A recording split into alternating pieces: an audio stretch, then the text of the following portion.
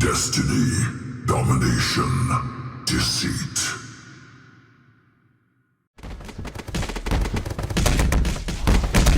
Well, hey, how's it going, everyone? Nice to see you again. I'm recording today's video from my secret hideout on the backrooms, because I have a theory. A dangerous theory. A theory that may change how we look at Valorant's history, if not all of Runeterra. That's why I had to make a trip to the backrooms, so no agents of the Black Rose can silence me. Well, here we go. Leblanc is an incarnation of Serilda, one of the three sisters that Sejuani claims to be descendant of. Now, you probably have a lot of questions. Where are your sources and where did this canvas came from? It all started a couple of nights ago in a Discord server. I was talking with a few friends when suddenly Jumarello Hex, that for those who don't know him, he's like Spider Axe's Hispanic cousin. He shared a theory from Lore of Runeterra's Discord server. Unfortunately, Terranas, the author of this theory, is no longer on Lore of Runeterra's Discord. He brought it back on March of 2021. And it goes like this. Leblanc is an entity which is passed down from one individual to another. And when you pass it, the individual before becomes one of the clones of Leblanc, allowing her to control the bodies from afar, while retaining conscience of each and every one of them. This is basically what Leblanc's passive does in League.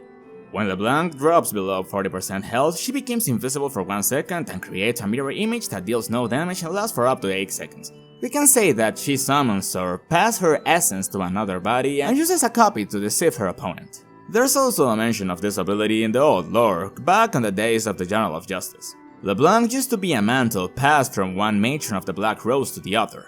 The current Leblanc used to be a witch called Evane Leblanc. There's also a mention of a witch called Emilia Leblanc who was supposed to be the prior Leblanc, but as far as we know, none of that is canon anymore. The Lysandra Leblanc interaction in lore makes me seriously think that there's something there. And I know it sounds completely asinine, but I think that Serilda is the first Leblanc. And here's the interaction of both witches and legends, courtesy of Skin Spotlights, of course. I feel I know you. Have we met? We have much in common, you and I. Serilda, as we stated before, she is one of the three sisters of the Freljord, the other one being Avarosa, who we know for sure is Ash's true ancestor. Just as Terranas continues, Avarosa has died and reincarnated multiple times. We know that from the interactions of Legends of Runeterra and multiple sources and quotes from Color Stories and Rioters. Ash is the real descendant of Avarosa. But Serilda never reincarnated, hasn't she? That doesn't add up. The reason she did not reincarnate is because by being the first Leblanc, when she passed the power to the following Leblanc, she became the first clone, thus falling under the control of the second Leblanc. The reason she feels familiar to Lysandra is because the form of Leblanc is very similar to Serilda's. That statement gives us a lot to think, and he's right. Sejuani never claimed to be Serilda's descendant. That might also explain why the Frost Priest and Draculons from the Frostwatch didn't pay much attention to Sejuani's tribe. They were worried about Ash finding Avarosa's bow, which she eventually did. Of the three sisters, we know Lysandra is a witch, Avarosa was an archer. And what is the weapon Sejuani uses again? She uses Winter's Wrath, a true ice flail. And the weapon Serilda used to wield is a spear.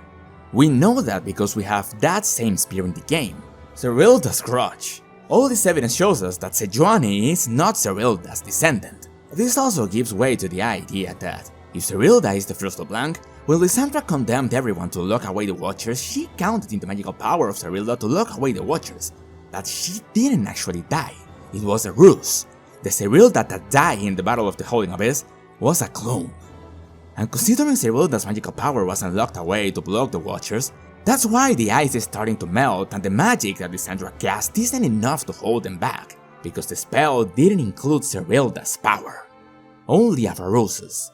There's a chance that the magic Lysandra used to froze the Watchers below the Citadel wasn't enough, that's a simple reason for the ice to melt. But what if the spell failed? Lysandra wouldn't have risked all she sacrificed if she wasn't sure that will not stop the Watchers. Serilda survived, or never actually fought that battle, escaped the Freljord to hide her identity, moved down Valorant and moved towards what we now know as Noxus, reinventing herself as LeBlanc. And that's where Terranas' theory ends, and I'll take it from here. Starting with Serilda escaping the Freljord. what's the proof we have? In one of the Lost Tales of Orm, the Forge God describes Serilda as the most bellicose, aggressive, and ferocious of the three sisters. She was the one who asked him to go to war with them, to fight alongside the three sisters against the Watchers. The only solution Serilda saw was, well, war. Okay, keep that in mind.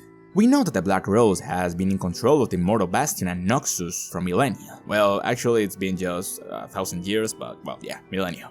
And thanks to Leblanc, the Iron Revenant fell. In fact, she was at the service of Mordekaiser and made a plot with Vladimir to attack the Immortal Bastion, taking the Bastion for themselves and creating the biggest empire Valorant has ever seen.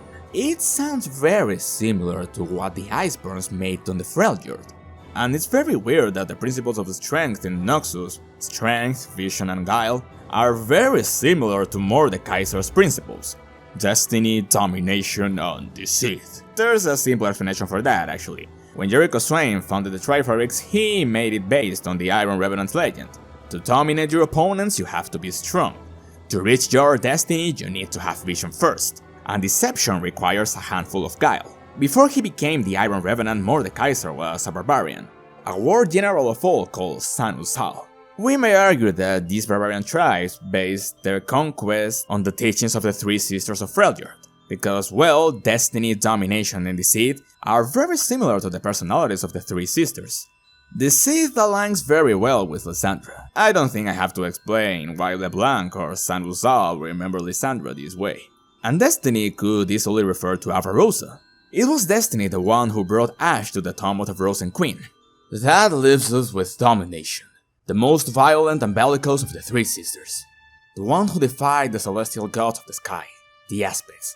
And for her transgression, the aspect of Twilight came down from the sky and ripped her voice. The whole domination thing connects very well with LeBlanc. She managed to dominate Mordekaiser, the Noxie tribes, the Demon of Secrets from the Darkened Rast. The one who had manipulated figures of power and magical creatures throughout the Empire's history.